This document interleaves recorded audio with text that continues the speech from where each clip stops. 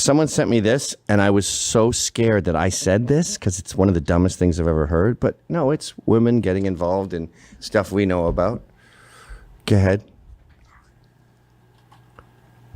After Jamaicans took their sound systems to the UK, the world got punk. After Jamaicans... What? Huh. So Jamaica declared independence in 69 or something. They tried out being solo for about 5 years, and they go, this is hard. And then someone said, you know, you have British citizenship, right? Because you're a colony. So they go over to Britain. They were called the Yardies, and there was racial tension because it was an influx of people, but they came from British culture, cricket, Guinness, and they definitely brought their music. So you had lovers rock, you had reggae, you had dub, and then they started joining British musicians. So Linton Kwesi Johnson does his dub poetry, and he's got an all-white band. And then I think the best example would be the Specials, where Motown revival, Northern Soul collided with reggae and Jamaican and dance hall even. Dance hall had just started around that same time. And then you had mods. Punk, what?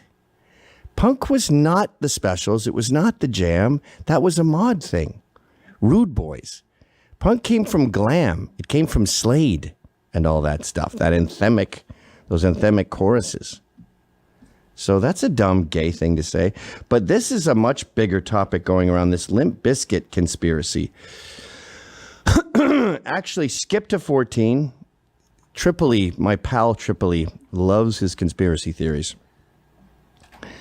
Loves them. Have you ever heard about, and this is Radical Eyes. By the way, Radical Eyes is a song. I'm sure the guy with this account doesn't even know this. It's a song by a supergroup starring Chuck D and Rage Against the Machine. And I forget what they're called. Spearhead, something, whatever. Anyway, they have a song called Radical Eyes. And it's about, I can now see radical right-wingers with my radical eyes. Like not see glasses is what it is. And I'm in it, Joe Rogan's in it, Alex Jones is in it, and our heads blow up. So I have PTSD when I see the term radicalized. Hi, this is Anthony Cumia. Hello, I'm Gavin McInnes. And together we're Compound Censored. And we would like you to subscribe with this deal using this promo code right below me right now. Do it, because it's very entertaining. Anyway, play that video. You got it.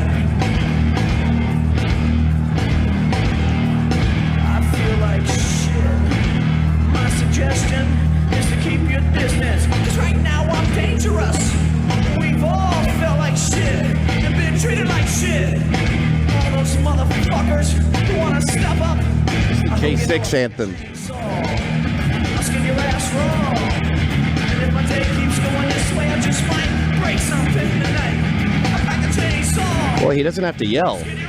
Good sound system. And if my day keeps going this way, I just might break something tonight. I pack a chainsaw. I'll skin your ass raw. Did Rage Against the Machine steal their sound from this guy?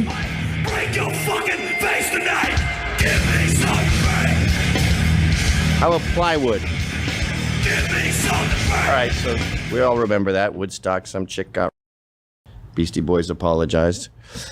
But what is the... So here's the... Let me tell you the conspiracy theory.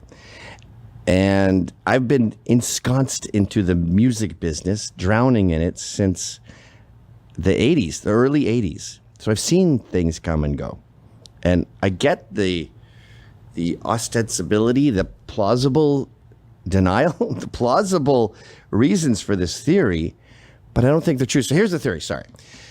Music's playing along, blah, blah, blah. That moment we just saw made a bunch of white dudes go crazy and destroy everything. And the deep state saw what happens when whites congregate. So they said, we have to kill guitar rock.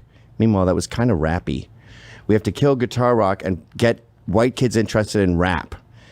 That way they won't get violent. Meanwhile, rap songs are all about killing people and glorifying gang violence. So I don't get that. And go to 1.3, they bring up stuff like, No rap songs are in the Billboard Hot 100s for the first time. So it's over now, this pushing rap down our throats. USAID gets defunded and now no one listens to rap anymore. So allegedly USAID was paying all these rap stars. And there is truth to CIA people trying to influence music. I just don't think it's effective. But what's 1.5? That might be a stronger explanation.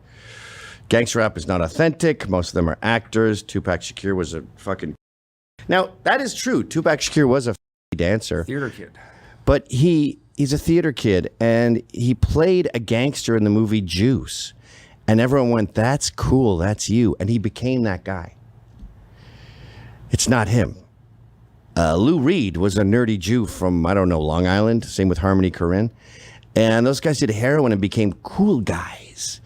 Like Lou Reed has sunglasses on. He was a nerdy Jew, insecure guy who became cool. Sid Vicious was a loser, awkward teenager from the single mom who was a junkie.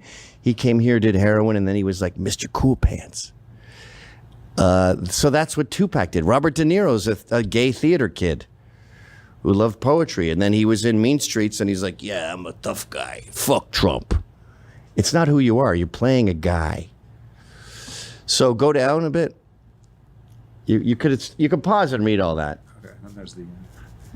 But here's what happened, okay? I've been there for all of this.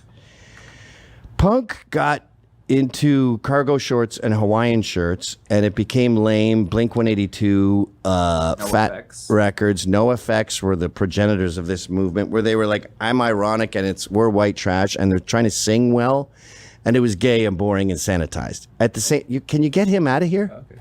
Did you want to play? Is that a video? Yeah, it's a video. All right, we've all seen this, right? Play it just for your posterity. My mom, because I'm arrogant, totally arrogant. I agree. I have to say it. Like at work, I can't hold a job. I just quit my job. All right, that's enough. He's very... And then NWA were coming out at the same time. There's a lot of overlapping era. When you look up when NWA came out, it's fucking crazy early. But as far as popularity goes, it was like early 90s. And then around that same time, you had Lollapalooza and the Pixies. Grunge was kicking ass, but it was also kind of dying. So early 90s grunge was kicking ass. It was dying by 95. And a big thing around the mid 90s was rave, EDM, the Chemical Brothers and all that. That killed guitars. It wasn't the CIA promoting rap. Rap did pretty good after NWA, but you know, so did jazz. Looks like I have Coke on my nose. Just so you know, this is a glare. And I remember everyone, we'd go to these clubs and just do MDMA and GHB and make out with chicks and dance. It's pretty gay. That's why it's not in my book. Like making out with a girl for 2 hours high on GHB and not like dating her after, which is kind of gay. And we all talk about the death of the guitar, and that went right into the 2000s. And then in the 2000s, there was brief little cameos of guitar, like... Strokes is kind of the first I'm not there yet. Okay. Electro Clash. So that was the Prima Donnas and Fisher Spooner and all these bands. And that was like weird 80s electro, but it was still had guitars. Then you had the Yeah Yeah Yeahs. And then the Strokes came along. And they brought the guitar back. And that was early aughts. And then the guitar's been doing pretty good ever since. Country had a massive wave. Became cool again around 20 years ago. And then you get Hardy and everything. And even people like the old, you know, Wayne Jennings. What's his name? Waylon Jennings? Waylon Jennings stuff. And rap slowly been dying a death. I mean, drill rap did okay. No one likes it. It's like grindcore. So this is just the natural ebb and flow. And rock is back like it would have been. Same with slavery, by the way. Don't abolish. You don't have to have a civil war about slavery, which is what the liberals claim. It'll die. Bad ideas die. Speaking of that, I did Matan's sit-down table with a bunch of Jews, and they were not nice to me. They said I'm boiling an excrement or something like Jesus. And I'm sure a lot of you will go, Gavin, they fucking hate you. Why do you defend them? That's what I was getting to with return to the land. They would not have me as a resident. I still totally support them and think they have the right to exist. Or Orandia, whatever it's called there in South Africa. Is that what it's called? Orandia? Or yeah. They might not have me as a race mixer. I strongly support them and their right to exist. I don't care if someone likes me or not. It's not about me. But we were talking, so I'm there with them. I'm defending them. They tell me, first of all, that guy with the yarmulke on, he tells me not to swear around the rabbi who's not in this picture. And I go, okay, so it's that level. And then he goes on to tell me that the Old Testament, this is the rabbi, has God saying, don't worship anyone but me. You will go to hell if you worship a false idol. Therefore, Jesus is a false idol, and I'm going to hell, and so are all Christians. And I'm like, I was signed up for no swearing. You just said me and my religion is going to hell. Just like we had with the other debate where I had to walk off because he wants all Catholics to die. And I said to his little handler there, I go, yeah, you're not allowed to say no swearing and then blaspheme my God. That was an AI slop I made that I think is awesome. That's good. It got like 0 likes. I know that fucking AI is done to death, but that's what the picture looked like. It does, yeah. But I said something I'm very proud of. I said, they're all talking about slavery, and the black guy was trying to outdo the Jew. And I'm like, we were slaves too. And the black guy's like, you were indentured, blah, blah, blah, that old argument. And I refuted it. And later I go, isn't it funny how you guys were slaves, we were slaves, you guys were slaves, but we're the only ones who did anything about it. We fucking ended it. While you guys just, just went along with it. So to that, I would like to say to the Jews, you're welcome. And to the blacks, I'd like to say you're welcome. Pretty funny, eh? Yeah. So that'll come out soon enough. I don't know how fast his turnaround is. I think it's actually quite slow. But it was me arguing with the rabbis, trying to show them I'm on their side, but they weren't having it. And then a black Hebrew Israelite, who I got along with quite well, much to my chagrin. But it goes back to this thing I've been saying about friendships. I think there's 3 things that draw men to each other. It's testosterone, a sense of humor, and IQ. And I still haven't solved this. It'll hit me when I'm walking down the street. But what is a stronger draw to people? Like the black guy, I don't think he had my IQ. Sense of humor a little bit, but I'm drawn to blacks. Usually against my will. My body me. I think because I have high testosterone, which I know I have. I tested it. And maybe we're drawn to that. And then I have other friends that are dumb, but we have the same sense of humor. So I'm good with that. And then I have smart friends that aren't funny and have low T. And I get along great with them. Now, you notice in my 3, I don't mention similar tastes. That might come up with choosing a mate to marry, but with guys, I have tons of anti-Semitic friends that call me Goyven. Couldn't care less.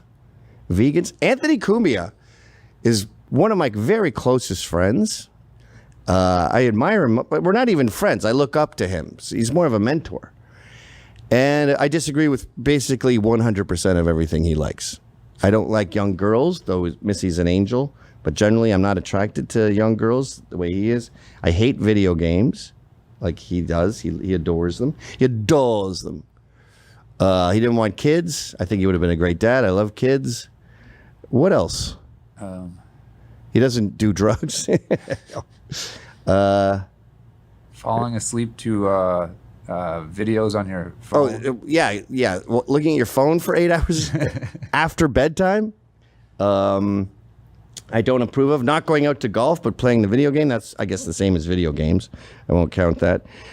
But what was the other one? Oh, yeah. He's also more of a man than me in many ways. And he was talking the other day about fucking losers who don't know how a car works.